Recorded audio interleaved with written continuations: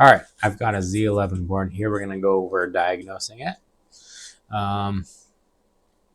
These ones are super dirty. As you can see, they're full of dirt. So first thing we need to do, let me pull up my multimeter here. First thing we need to do is check for a short on the board. So go ahead and put my ground probe here. Check the 12 volt line here. And it's going up, up, up, up. We're good. Okay. So I'm going to take and hook power to this board. There. Hook my ground here. Turn my power on. So the first thing we need to do is check for 3.3 volt here. And let me switch over to my... There we go. All right, now that we're under the microscope, we can see, here's the test pad here. 3.3 volt. Let me switch over. There we go. Do we have 3.3 volts? Yes, we do. So now we want to go over and check 5 volts right here. So I'm just going to put my probe on the end of this cap here, and we're reading 1 volt. So we need 5 volts to make this board work. The 5 volts turns on these MOSFETs, or provides power for these MOSFETs. That's the only thing this circuit does, is provides 5 volts to these MOSFETs so they can work. So if you're missing 5 volts, these MOSFETs won't turn on. Okay. Then the 3.3 volts, it runs a whole lot of other stuff. It provides a 1.8 volt and a 0.8 volt to the chips, and a lot of other stuff. So you definitely need 3.3. So I checked that first, and then 5 volt. You need that to turn on the MOSFETs. So let me go back under the microscope, and we're going to look at the 5 volt buck converter. Now, these boards are older, so there's some corrosion on them, and they look worse because the coating on it keeps all the corrosion underneath of it, and it looks bad. So first thing we need to do is we need to check the enable pin on this buck converter. So right here is enable, and we have 5.2 volts coming in.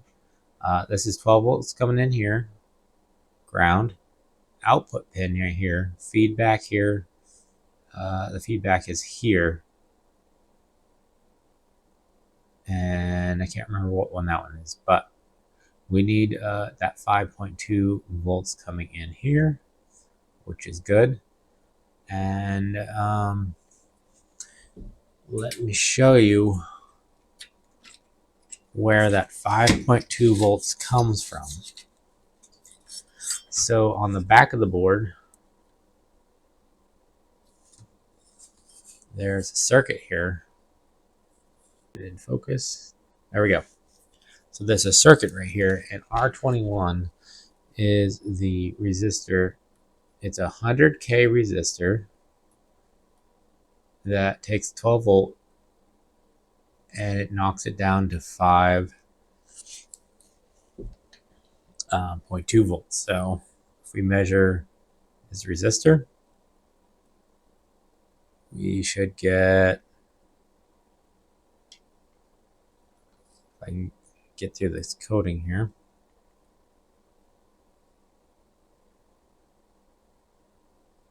$100K right there. That's good. So if you're missing that 5.2 volts for that enable for the chip, check this resistor right here. All right, let's flip back over to the front where the buck converter is. Right here. I'm going to take a little alcohol and clean it up. It cleans up pretty easy. It looks very corroded, but it's not the worst. Just take a little brush and kind of brush it through. Take a little towel. I'm going to just clean up all that dirt. like that. Yeah, it doesn't look too bad. So let's go ahead and get this buck converter removed. Now, one thing to note is even though my new buck converters are the same part number and everything, they are different from these because these new ones from DigiKey I got, even though the same part number, they require a different resistance for the feedback circuit. So when I put this buck converter on, it's gonna just produce 3.7 volts. That's because the feedback circuit isn't the same as what this chip, the new chip, requires. So I found that if you replace this R27 right here, this is the resistor that pulls it down to ground. Right, this one here is a 19K resistor, and if you change it out for a 15 or, I mean, a 14, you will get 5 volts. But the problem is I only have 12 and 15, so I'm gonna replace it with a 12K resistor, and that will put it a little above 5 volts, but it works. So I'm gonna go ahead and remove this chip and this resistor here all in one shot. So let's do that now.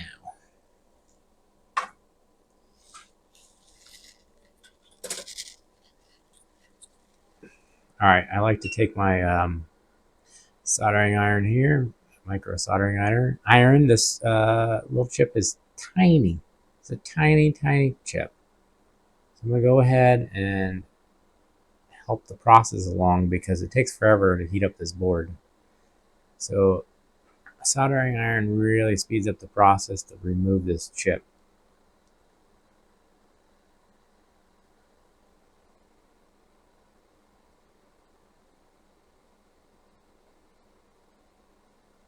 There we go. And a little secret to remove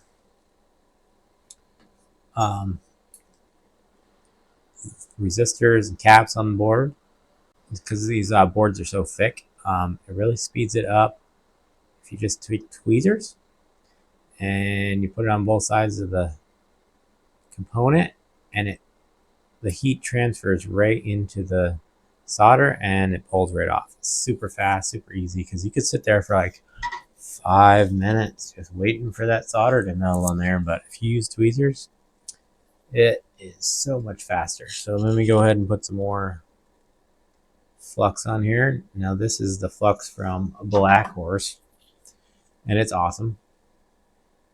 This is the Omega 559, and I've been using it for a while now. It is awesome. It just cleans up super easy.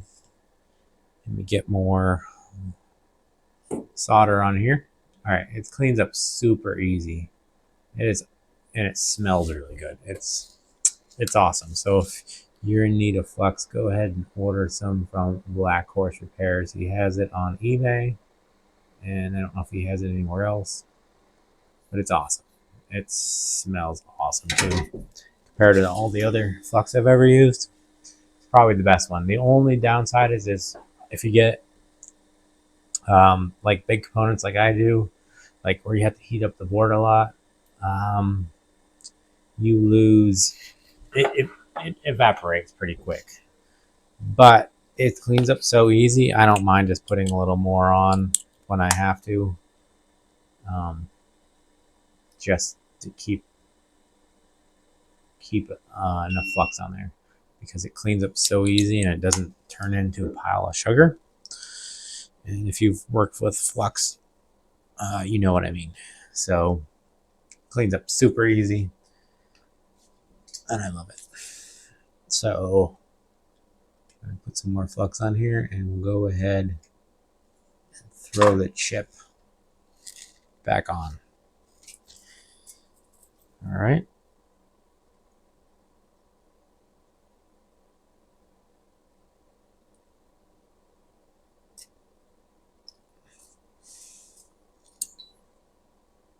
All right, we want pin 1 up on this top corner, so that's the right orientation.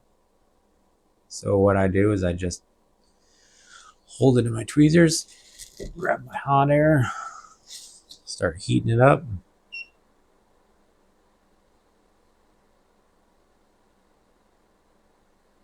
Let that solder melt.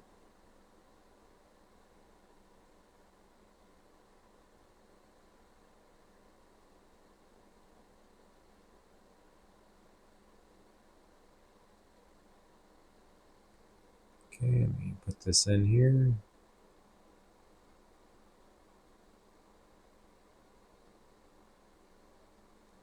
It's so tiny. It's only a little bump and it all goes awry. There we go. Push down a little bit on here.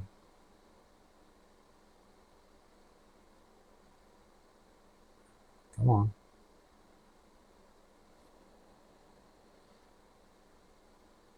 Make sure all the legs get solder on them. There we go. So I'm going to grab my 12K resistor because I don't have 14 yet. There are still in the mail. So to get by, I'll use this 12K. Put a happy little dab of flux on there. Grab my resistor.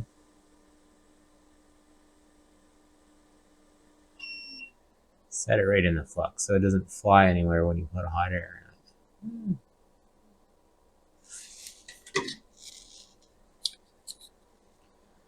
Okay, same thing. If you grab the resistor, put it on the pads with your tweezers, it'll melt so much faster and go so much easier. There we go. Watch when I touch the hook, see, it melts right away. Easy peasy. I'm gonna move it over a little. I don't like the way it looks. So look, see, grab it, melts right away. There we go. That looks a lot better.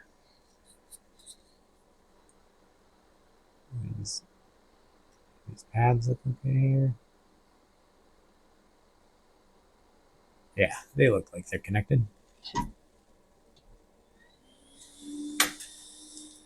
Clean up a little.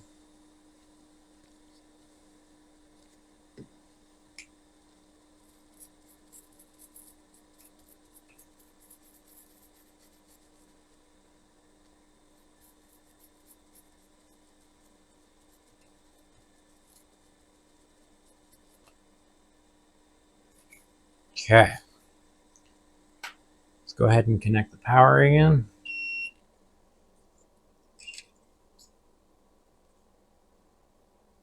And here we go. I'm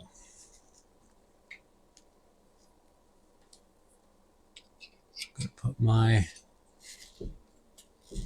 probe right here. I mean, you can put it on there, but I just put it here and it makes it easier. Look, 5.7 volts. A little too high because that resistor is too low, but it's all I had and it works. So nothing burns up or anything. It works just fine. So I'm gonna go ahead and test to see if we have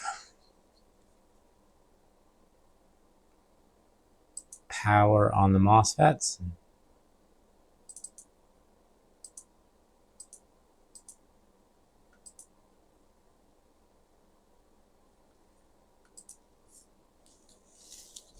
All right, now that we have the 5 volt fixed, we are gonna go ahead and test to see if we're getting power in each chip. So how you do that is you want a control board. It doesn't need to be hooked up to any power or anything. It just needs to be a control board, powered off, and you plug it into the board like that. So what that does is it turns on these controllers to power these chips. So all you need is a powered off control board and connect it to there. And let's test for power. So this first chip has 0.84 volts. The second one has nothing. And the third one has nothing. So let's take a look under the microscope real quick. Now I've noticed on these chips that don't get power, these MOSFETs always have this corroded pad right here. Now this is the VCC, which is 12 volts coming in. Now this is the 12 volts, the main rail coming in that gets knocked down to 0.84 volts here. So I don't know why it is that this pad always gets corroded off. And I think that is the problem, why they stop working, but I'm not completely sure. I haven't took any of these MOSFETs off yet. They really haven't caused any problems besides just not working. So if we measure here, you see there's 12 volts. And I don't know if that's the problem and it's just corroded. But you see every single one of them have that. That pad is corroded. It's kind of weird. So I'm going to move on to the next board because fixing this power could take so much time, where there's probably easier boards to fix first, and then I'll move on to the harder ones. That way I can get as many done as possible right away, and get them back to the customer. So thanks for watching. Hope this helped anybody. See you next time.